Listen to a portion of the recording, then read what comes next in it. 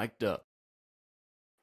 Welcome everybody to Hall of Fame Conversations on Mic'd Up, presented by the Florida Sports Hall of Fame and brought to you by the Bradenton Area Convention Center, where they're hosting the 2025 Florida Sports Hall of Fame enshrinement. Our guest of honor coming up is going to be one of those enshrinees, November 18th and 19th down in Bradenton, Florida. And what we do with Hall of Fame Conversations, it's just a casual talk with Hall of Famers, actually, and that's why it's in our name.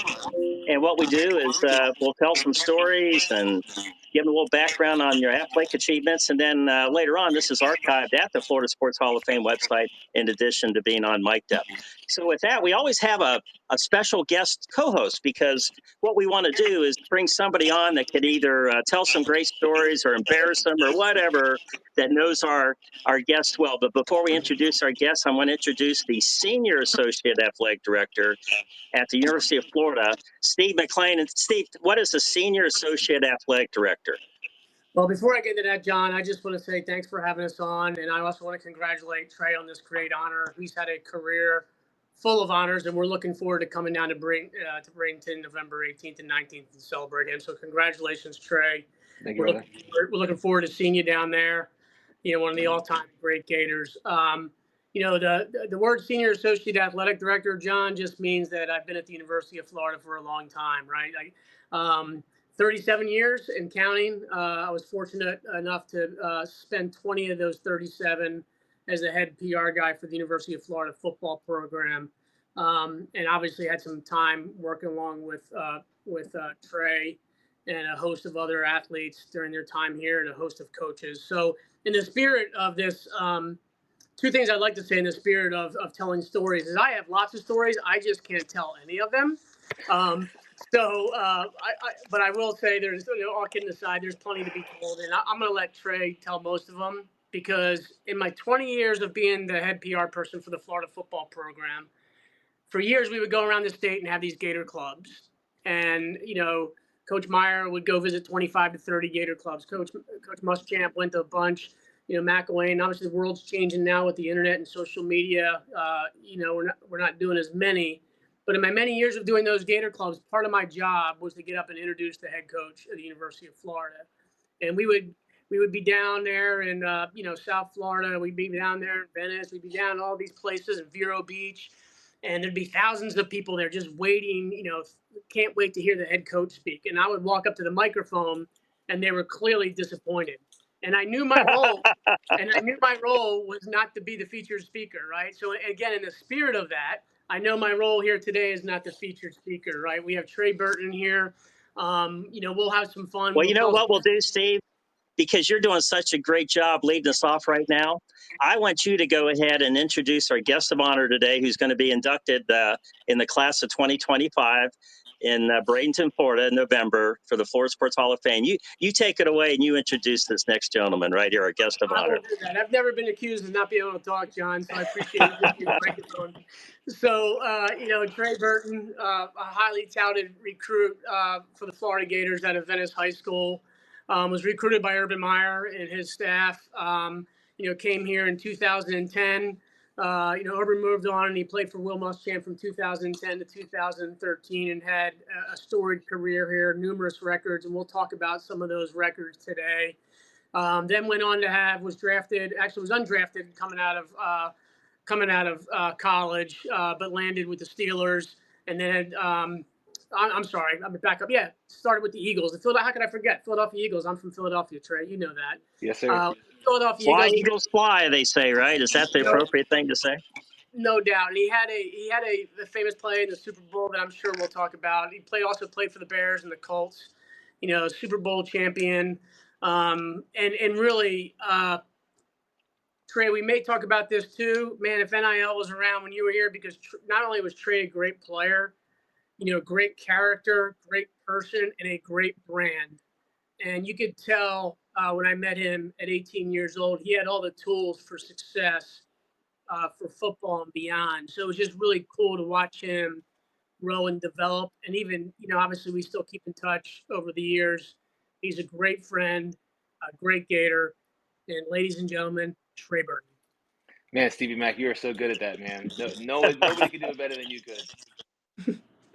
So Trey, talk a little bit about, you came here, you played multiple positions. Talk a little bit about your 2010 year with Urban.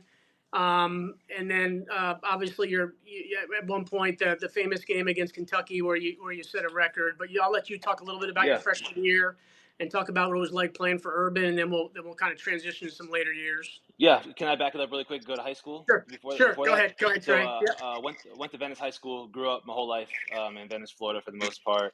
I played varsity all 4 years. My first game as a freshman was against Lakeland, and Lakeland at that time, their senior class was the Pouncey brothers, Ahmad Black, this Chris Rainey, all those 7 guys from that one class going to Florida. So that was my first high school football game, and so I'm walking on the field and I'm looking at these dudes and I'm like, bro, does every school or every team look like this? Because if that's the case, I ain't got no shot.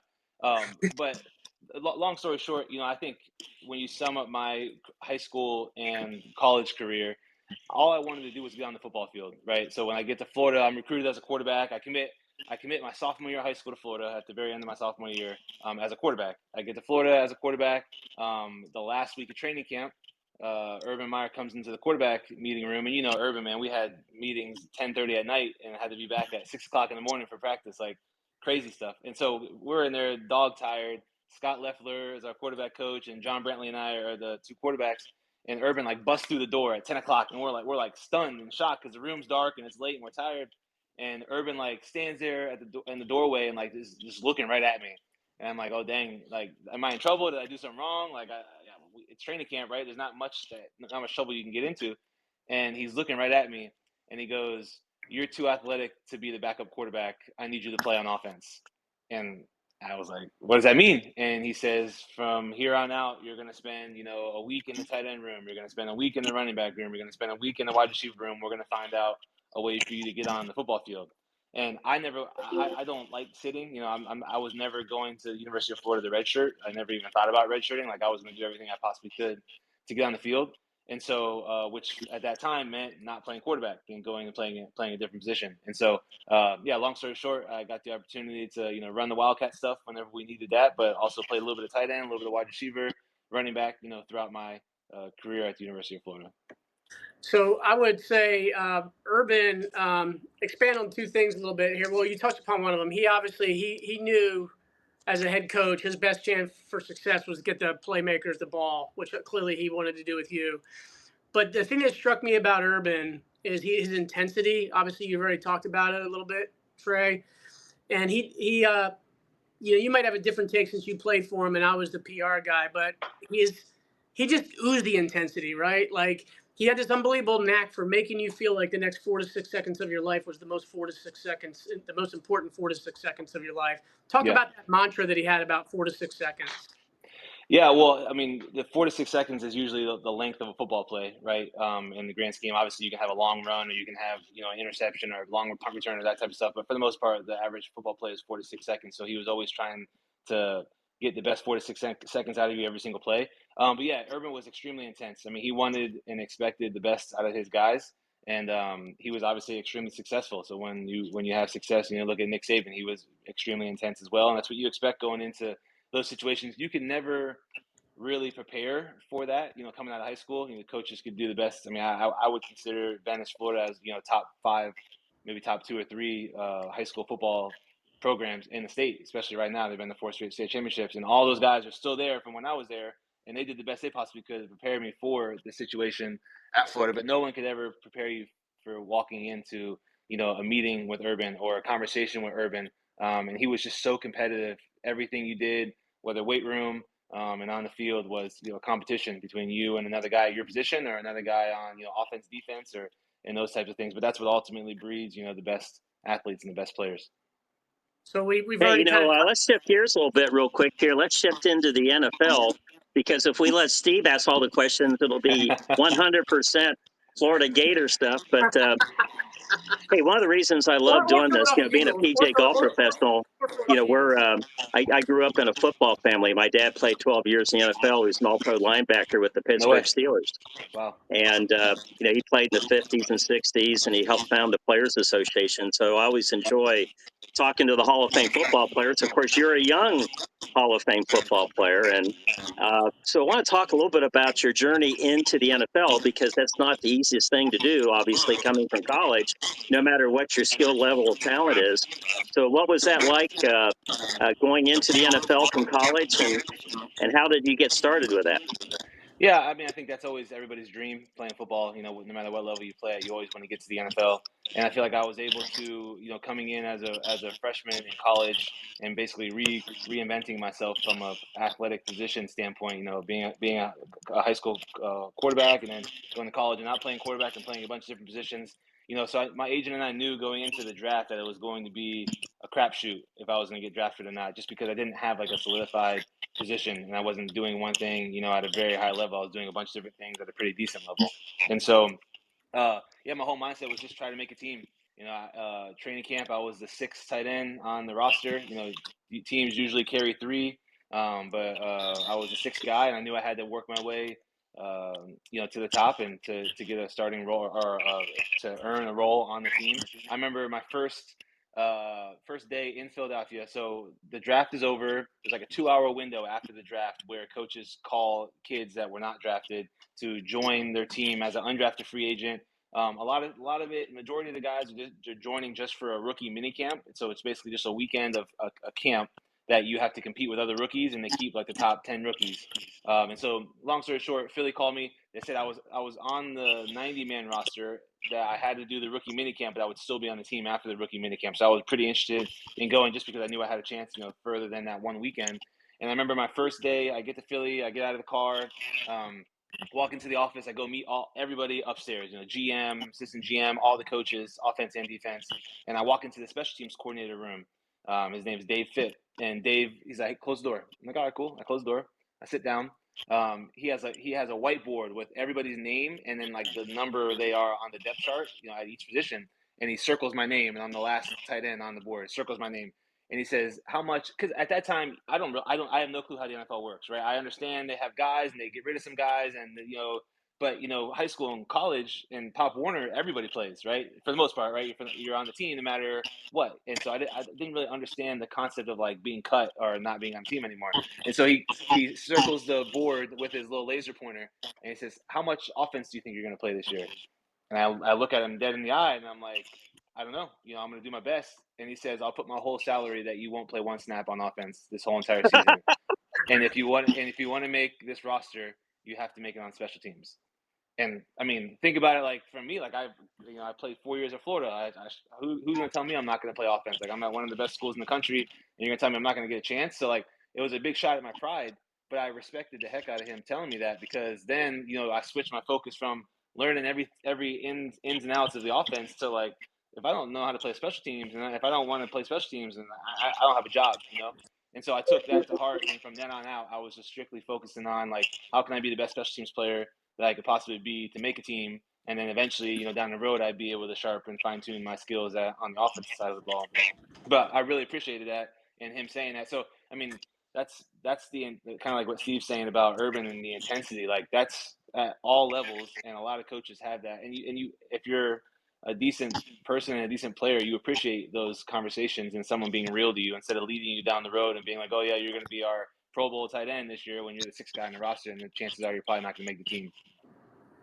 Well, you got to tell us about the play. That's the one you're famous for in the Super Bowl, and Yeah. that's something that it's one of those most memorable moments of any Super Bowl, which is pretty special to be part of that. So why don't you tell us about did they call that is it the Philly Special? Is that what they ended up calling that? Yeah. So it was called the Philly Special. Just the whole like lead up to it and the playoffs, and my rookie year in the NFL, we were 10-6 and we didn't make the playoffs, and we were like one of 20 teams in the history of the NFL to go 10-6 and not make the playoffs. And so I'm thinking after my rookie year, like, oh dang, we're making the playoffs next year. We're gonna make a run for the Super Bowl, and we stink. My second year, we're okay. My third year, we're still not making the playoffs. So I'm playing 3 years in the NFL and never making the playoffs. And then we get to Philly. Then we get to my fourth year in Philly, and our team just balls out, and we were kicking everybody's butt. We lose like 2 games the whole entire year. But like as the year goes on, we're losing players like at a crazy note. Like our Hall of Fame left tackle, Hall of Fame special teams player, Hall of Fame this running back, Hall of Fame that. Like these guys are going down, and their backups are having to step up. And so we have a couple games in the middle of the season where our tight ends get hurt, and I'm having to play like a pretty decent role on the team. And so as I get my opportunities, I play well. I scored a couple touchdowns, and now they're kind of mixing us all in, trying to fit us all in at a certain time. And I remember we're at the end of the year, and our head coach, we would get the first overall seed in the NFC, and our head coach goes to all of our position coaches and says, "Hey, I want you guys to come up or find some trick play that we can run in the playoffs because we have a bye week for the first week of the playoffs." And so we installed 6 or 7 plays that are trick plays in that bye week because it's there's really not much going on. We're just trying to get healthy and we're practicing, but just trying to stay in shape. Nothing too crazy because we don't know who we're going to play. And so we run all these trick plays and we run the Philly special, and no one really thinks of it because there's 5 other trick plays that they put in. And coach, the next day we come in and coach is like, okay, we're going to carry this Philly special. We carried 1 or 2 of the other trick plays.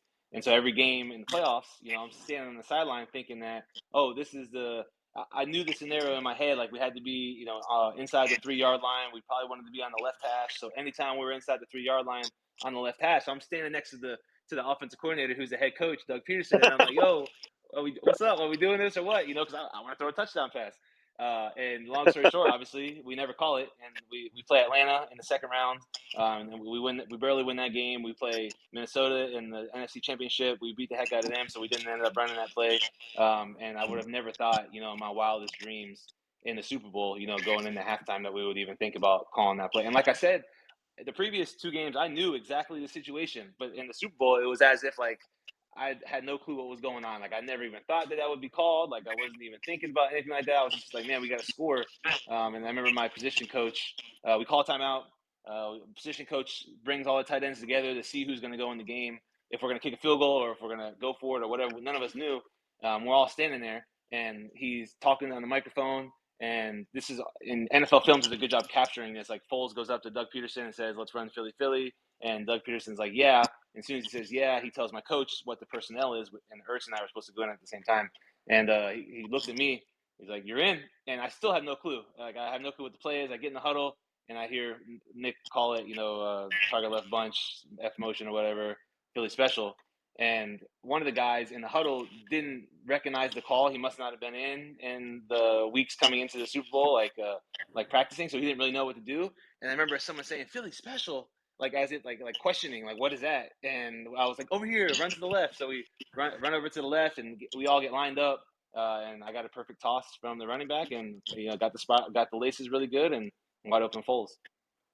So, hey, Trey, so your coach said he would bet his salary whether you got on the field on offense. And, yeah, that was my rookie year. Yep. Right. So, but in 2014, didn't you get on the field? You did. I knew the answer to that question. I want to know if you got his full-time salary or not. I didn't take that bet. I mean, I had $1,000 to my name, and he was making a couple $100,000. It's not a really good bet for him. Yeah. Well, Trey, so 7 years, is that correct?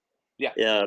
In the NFL, and then you're a young man, and you're retired from the NFL, and in all your life that's what you've been doing, playing football in high school and college and in the NFL. What did you go on to do afterwards? What all of a sudden, I know that I've had the good fortune of helping the NFL alumni out quite a bit running golf tournaments. And one of the key things on those NFL alumni is not all of them play more than 4 years. So everybody maybe played just a couple years. So you had a nice long career in the NFL. And when you got out, what'd you do? What are you doing after you got out of playing football? Yeah, my last year was like right in the heart of COVID, and so it was kind of wild, a bunch of stuff going on. We finally made the decision that my wife and I made the decision for our family that I was done playing, and so I live in Tampa, Florida now. And then the next 2 years is COVID, so it's a bunch of craziness. I'm coming on the way out of COVID, so I took those two years completely off. And for the last year or two, I've been trying to figure out what I want to get into next.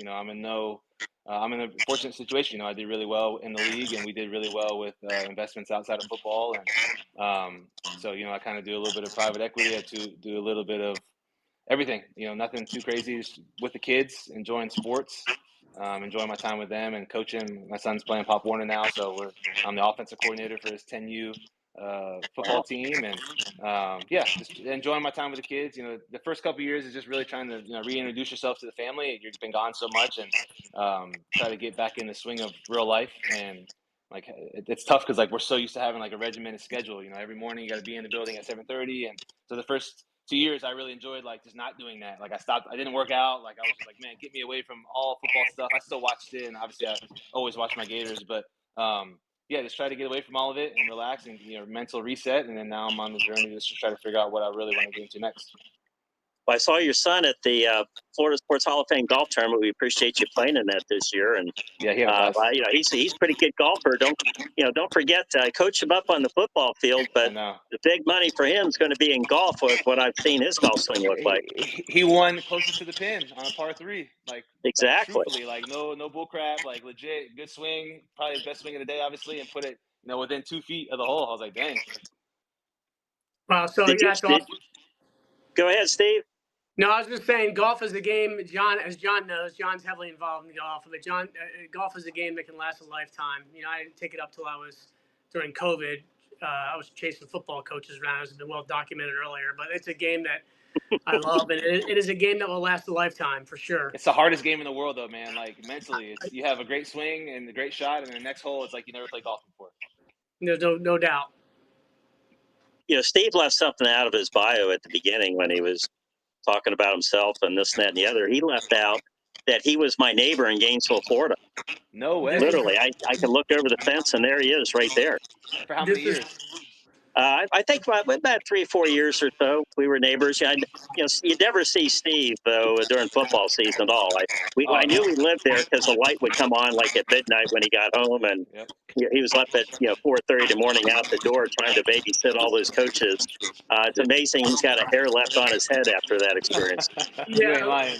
There's a little less hair, But I would say, John, when it wasn't football season, I was the dad out in that field right across from your house with all the neighborhood kids, and occasionally your daughter would come out there. And it was great having her be a part of the kickball games and whatever we were doing out there. Well, Steve, he was a man among boys with all those kids out there playing football. He was like the Trey Burton of the neighborhood right there with all those kids out there throwing the ball around. I believe it. So, Trey, what's your prognosis? Steve had mentioned this earlier, and has undergone a lot of different gyrations. And every time we've had a Hall of Fame football player on, we talk about this. The name, image, and likeness. And you're a relatively modern player, and I don't know if I guess you may have not had the benefit of that in college. What's your thoughts on name, image, and likeness and the effect that it's having on college sports? Plus, I believe this year they changed the program again to, I guess, the salary. But what's your thoughts on that? Yeah, I love it. I mean, I think the kids should be able to get paid for their name, image, and likeness. I think they're starting to make moves in the direction that need to be, things need to be pushed towards. And it's obviously going to be a lot of refining and re-understanding, and it's going to take time. I think the first couple of years was a wild, wild west. I'm sure you would hear that from a lot of people, but I really like it. I think the kids deserve it. I think you're going to start seeing, even in my high school, you're seeing a change in parents making sure that the kids are at the best high school they could possibly be at to be recruited now. And so you're going to start seeing a trickle-down effect to the high school level, which is good, but I think it's really good. I think it's going to benefit, these kids, and they get an opportunity to make money off their name, image, and likeness. And I think anybody else in the world can do it in America, so why not athletes? Well, here's a fun question for you. So now if you were playing today for the Florida Gators, right? How much do you think they would pay in name, image, and likeness? What do you think? I don't know. This is a fun question. It's theoretical.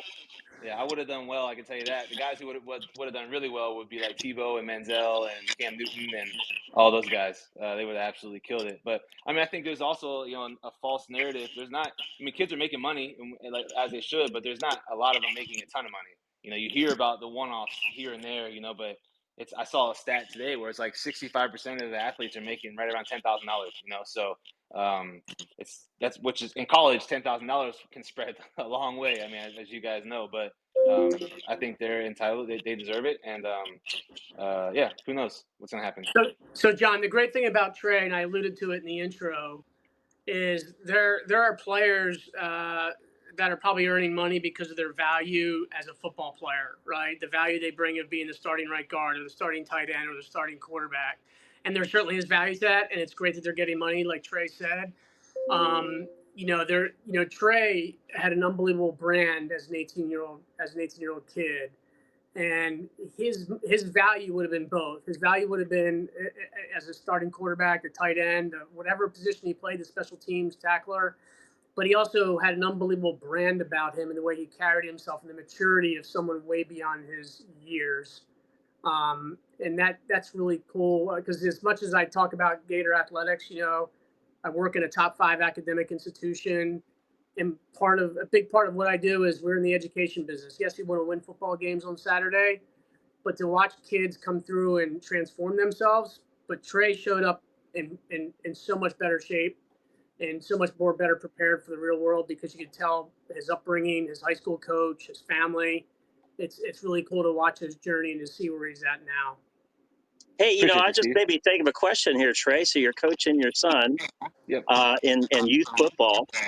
And so what lessons are you teaching them? Not so much the X's and O's, but, now that what a great opportunity to actually coach football and coach your son in football. So how's that go? Is there any type of football life lessons that you try to teach those kids out there that maybe, you learned along the way when you were playing football? Yeah, no, that's cool that you ask. Honestly, I'm not teaching him any lessons. He's learning lessons on his own. That's through the situations that he's going in the competitions and the wins and the losses and all of those things. Like he has to for himself decide what he's going to do and how he's going to handle all of those things. And so it's been really cool to like sit back. All my kids, my girls play volleyball and my son plays football, and just to like see them succeed and then see them fail and then like see how they get back up and what do they do, how do they react.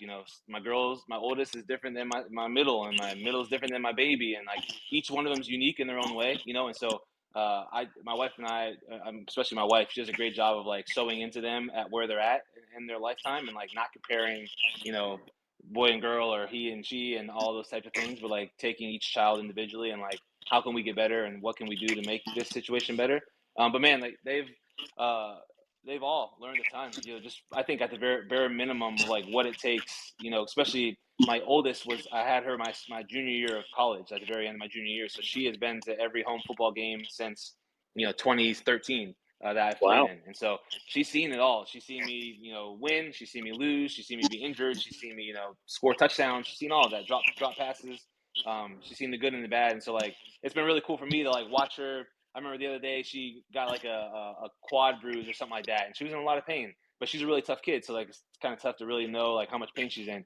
But she's in a lot of pain, and she's like, "Dad, will you wrap this up? I'm gonna go back out there and play." And I'm like, "Yeah, whatever. What do you want me to do? Do you want to sit out? You can. Do you want to go back out and play? You can. No big deal. I'm never gonna pressure you to do either one."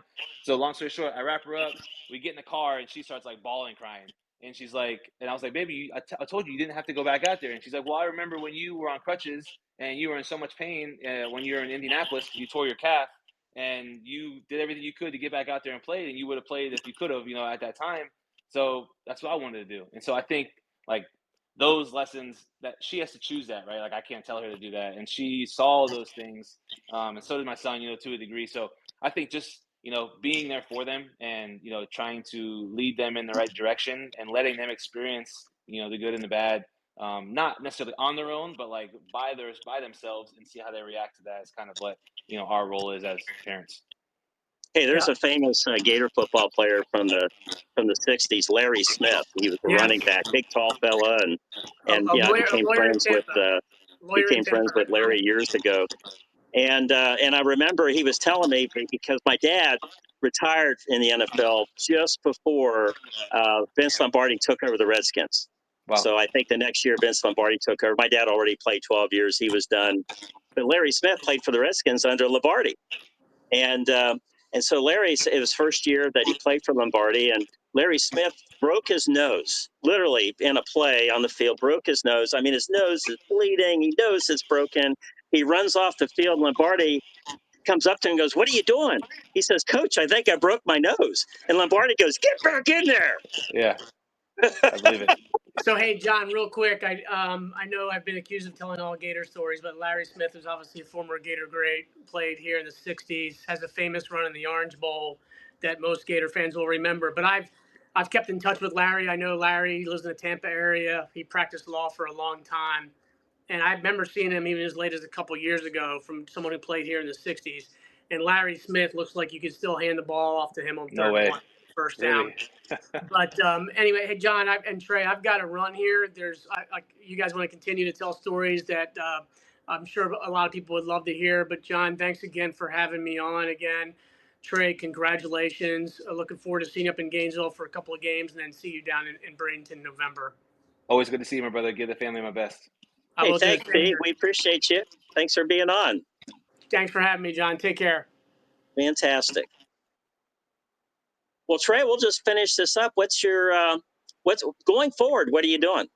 What are your plans? And it doesn't have to be anything spectacular and stuff. And you kind of told us, you're kind of doing a lot of different things. But ultimately, where you want to go down the road? With what you're doing. I haven't figured it out yet, man. I'm still on that journey, trying to figure out. I know would love to build something and be able to pass something on to my kids, but if the opportunity comes to be, then that's what it is. But just being a dad and being around and being home is special. For me, I grew up without a dad, so it's been great. Being able to be around and doing the things that they need me to do and being there for them. You can't really put a price on that. Well, you're already doing it then. So that was a silly question, actually, Yep. because you've actually have the ability to do that, and that's probably the most important thing For you sure. can do, and that's fantastic. So, do you ever? Now there's a legacy in Gator football. Obviously, by going to the University of Florida, there's a legacy of the older players that were before you, and Tim Tebow's an older player now, right? But some of those players, do you guys ever gather? I mean, I know you said you go to the home games quite a bit, or what have you. Do you ever gather with Gators of different generations and get to know them a little bit better and interact? Yeah, I would say previously, no. With the previous head coaches, there wasn't like the most welcoming environment for former players to come back. But Really? one thing Billy's done, which obviously a lot of us are thankful for, is he's made sure and made a point to let the former guys know, in the terms of like doing events, and like we just had like a former Gator barbecue during the second training camp scrimmage. So anybody who played can come. Excuse me, can come back with their family and enjoy watching the private closed scrimmage, of the guys as they're getting ready for the season. So yeah, Billy's done a great job of encouraging guys to come back, and so there's definitely a lot more opportunities now than there have been in the past. Well, that's good to hear because a lot of times, if the players aren't welcome back, then what's that all about? Especially with recruits, I think the young people see that. Yeah, If they're back at school and they see a lot of the players that has some success and they're hanging around there, that's got to be a huge influence on them. But if they're not around there, they're like, well, what am I doing here? They look up to you guys. They want to see the folks that have had success there and that they recognize. So that's pretty cool. So how often do you go back to Gainesville to go to a game? I'll probably go to one a year. I don't really enjoy going to the games in person. Like my kids love going because they grew up going to football games. So I'll go probably once or twice. My son usually asks around his birthday to go to whatever game is in the early to mid-November time frame. So we'll go then, and I'll probably take the family to one as well. We also go to Philly usually for one game, like a Thursday night game or a Sunday night game as well. But yeah, I enjoy watching it at the house. I just love college football. Got us down here in the South. We don't really care too much for professional sports, for the most part. So I bleed orange and blue, and so I never miss a Gator game. But enjoy watching all the other SEC teams and Big Ten teams as well. Well, that's absolutely fantastic. So, well, we appreciate you being on the Mic'd Up. And again, congratulations on your upcoming enshrinement to the you. Florida Sports Hall of Fame. For our viewers out there, November 18th and 19th. Just on the 18th, we have a VIP reception for all the enshrinees and our sponsors and our board members and things like that, which is really cool. And Lakecom Park, which is one of our sponsors down in the Bradenton area, we're going to have the VIP reception then. Then the brand new Palmetto Marriott Hotel, which is like a resort, actually. Yeah, looks It's beautiful. pretty nice. And the Bradenton Area Convention Center, this is the first major event they're going to host. It's brand new. So we're looking forward to a special time and a special time with you and your family. And Steve will get a front row seat for that one to watch you guys to go in. And we've had a lot of Gators go in over the years in various sports. And Steve has been there at all the enshrinements and stuff when it comes to Florida Gators. So we're looking forward to him there. So with that, again, Trey Burton, Philadelphia special, the Super Bowl champion Eagles, legendary Florida Gator, and sounds like an all-star dad. So with that, we appreciate you being on Hall of Fame Conversations. Thanks for having me, John. Have a good one, man. I'll see you soon. So with that, everybody, you've been listening to Hall of Fame Conversations on Mic'd Up, presented by the Florida Sports Hall of Fame and presented by the Bradenton Area Convention Center, which will host our enshrinement for the Florida Sports Hall of Fame coming up on November 18th and 19th in Bradenton, Florida. So with that, thank you for listening to Mic'd Up, and we look forward to the next episode. And again, Trey Burton, thank you very much. Have a good one.